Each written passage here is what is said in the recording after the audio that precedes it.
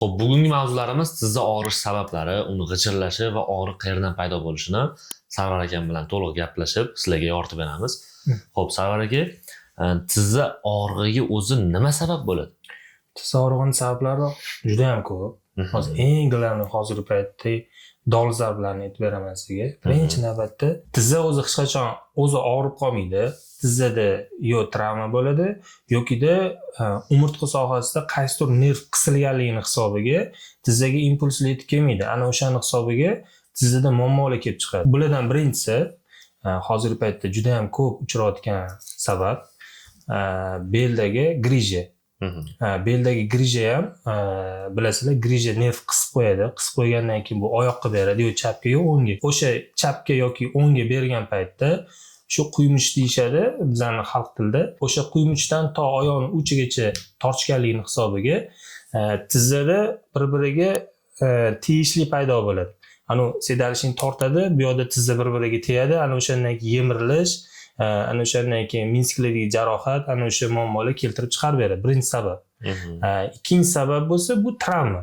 Misol uchun, o'sha futbol o'ynagan, yoshlikda qanaqadir yiqilib tushgan yoki zinadan yiqilib tushgan, toyib ketib qolgan shunaqa holatlar ham o'sha zinalardan yiqilib tushgandagi muammolar kelajakda ham o'zini asoratlarini keltirib chiqaradi. O'sha Minskdagi jarohatlar ham kelajakda juda ham katta tizzani og'rishiga, tizza bo'g'imi yemirilishiga sababchi bo'ladi. Xo'p, yana bir savolimiz bor. Tizza og'rishiga vazn ham sababchi bo'ladimi? Ko'p holatlarda ham sababchi bo'lmaydi. Bir xil bemorlarimiz keladi, 150 kilo, 170 kilo tizza og'riydi desam, yo'q, tizzam og'riydi, belim og'riydi deydi. Ana o'sha bemorlarimizda ham qaysidir nervlari, o'sha tizzaga boradigan nervlari qisilmagan bo'lganligini hisobiga ularda tizzada muammo bo'lmaydi. Ba'zi bir bemorlarda vazn yengil bo'lsa ham tizzasi og'raveradi. Ularga katta ehtimol bilan vazn har doim ham to'sqinlik qilmaydi tizzalarga. Tizza g'ichirlashi bo'yicha gaplashadigan bo'lsak, tizza g'ichirlashi bu xavflimi aka? Tizza g'ichirlash deganda qirsillashdan nazarda tutasizmi? Mana oyoqni bundoq ochib yopganda g'ichirlaydi-ku tizza. U narsa ham o'sha artroz belgisida. Bu boshlanishi, bu o'sha tizzaga yetib bormayotgan impuls yokida o'sha tizzaga boradigan ozuqaviy moddalar bor-da yoki vitaminlar. Ana o'shalar vitaminlar yetib bormagandan keyin o'sha narsa qirsillashlar paydo bo'ladi. Bu o'sha yemirilishlarni, kasallikni boshlanishi bu. Birinchi sabablardan biri. Xo'p, endigi savolga keladigan bo'lsak, ko'p bemorlarni o'zim ham ko'rdim. Tizzalari bukilib qolganda ochish olmaydi. Shu nima sababdan bo'ladi aka? Boyagi bemorni ko'rgan bo'lsangiz kerak. Boyagi u bemorimizda insult o'tkazganlarda tizza bo'g'imini hech qachon ishlatishmagan, shu og'rib qolgan, shu bilan qotib qolgan tizza. Chunki xuddi misol uchun qo'lis gips bo'lib qoldi, gips bo'lgandan keyin qotib qoladi-yu, 1 oy, 2 oy tursa. Ana o'sha qotib qolgandan keyin ishlatib yuborish kerak-da uni. Luboy bo'g'im ishlatmasa qotib qoladi. Tizza ham xuddi shunaqa. U qotib qolgandan keyin o'ta tuz yig'ilib qoladi. Tuz yig'ilgandan keyin o'sha g'ichirlashlar paydo bo'ladi. Uni joyiga keltiruvchi ancha og'riqli bo'ladi. Boya ko'rdingizku, hozir baqirdilar. Endi iloji yo'q, dori-ko'l hech qanaqa yordam bermaydi-da unga. Birinchi navbatda o'sha kineziya massajlar bor, o'sha kineziya massajlar bilan yumshatiladi. Yumshatilgandan keyin o'zining texnikalari bor. Texnikalar bilan sekin-sekin tizzani yumshatib, bo'shatib olinadi. Xo'p, endi keyingi savolga o'tadigan bo'lsak, tizza og'rig'ida doimiy yechim bu operatsiyami? Yo'q, har doim emas. Bizga ko'pchilik kelgan, biz endi Alloh izni bilan davolaganmiz, ko'p bemorlarimizni 80-90% holatlarda bizdagi bemorlarimizdagi muammo hal bo'lgan. Endi 100% bo'lmasa ham, 70%, 80% xudo xolasa hal bo'lgan. Bu endi operatsiyaga bormaydi-da, bu 70-80% holat. Bemorlar o'sha mashq gimnastikalarni qilib hozirgacha o'sha nechta doktorga borgan bo'lsa ham hammasi operatsiya degan, misol ko'pda bunaqa bemorlar, qaysi birini misol qo'yib ayta olmayman. Juda ham ko'p bunaqa bemorlarimiz bizda yaxshi bo'lib ketgan. Ular endi doimiy gimnastika, doimiy mashqlar bilan o'sha vitaminlarni o'z vaqtida ichib yurishlik bilan o'sha tizzaligini o'sha asrab kelishyapti. Xo'p, sovuq havolar tizzaga qanaqa ta'sir o'tkazadi? Sovuq havolar tizzada muammo bo'lsa ta'sir o'tkazadi. Muammo bo'lmasa o'tkazmaydi. Yo'q, muammo bo'lmasa o'tkazmaydi. Endi men ko'pincha ko'ryapman, bizga kelayotgan bemorlarimizni tizza og'rig'i bilan ko'p murojaat qilishyapti. Asosan ularning yoshi 50 dan oshgan onaxonlarimizda ko'proq bo'lyapti, otaxonlarimizda ko'proq bo'lyapti. Nimaga aynan shu yoshi katta insonlarda bu og'riq uchraydi? Xo'p, buning sabablaridan biri bizda bilasiz, otaxon onaxonlarimiz yoshlikda juda ham ko'p mehnat qilishgan. Hammaliga og'ir yukli ko'tarishgan. U kamida bir 20-30 kilo bemalol ko'tarish, ani chelaklarda ham suvlarni tashishgan, ikkitalab chelaklarda. Ular hammasi belga nagruzka tushgan. 80-90% holatlarda o'sha belga nagruzka tushganligini hisobiga o'sha qisilishi bo'ladi. Qaysi stenoz yo grija yo protruziya yo osteoxondroz o'shanaqa qisilishi bo'lganligini hisobiga o'sha tizzaga impuls yetib bormaydi.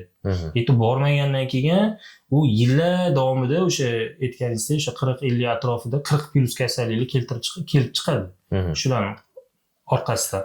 Ya'ni shunda yillar o'tgan sari insonning tanasi уже слабый bo'lish boshlaydi. Ya'ni o'zini oldingi holatini yo'qotish boshlaydi. O'shanda sekin-sekin kasalliklar qo'zg'ashi. Ana shunaqa.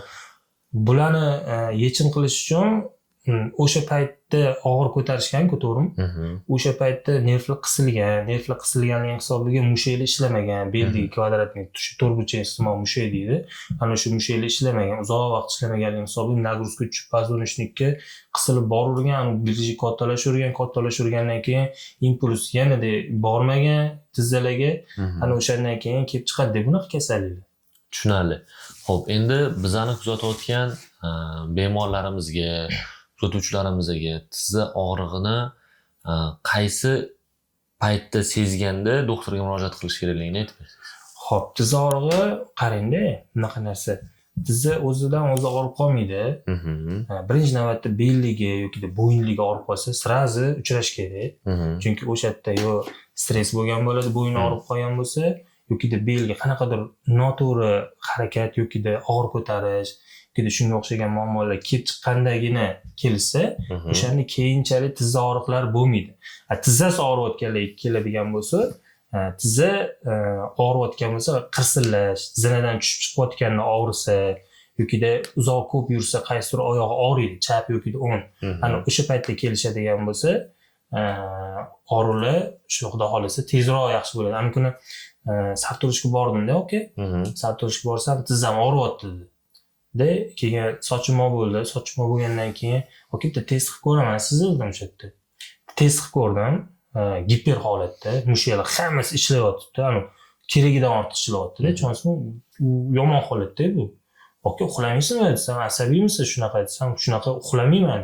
Kechqurun 4 da uxlayman, ertalab 8 da turaman yoki 7 da turaman, shu bilan ishga kelaman-da. U oila davomida kelib chiqayotgan narsa-da.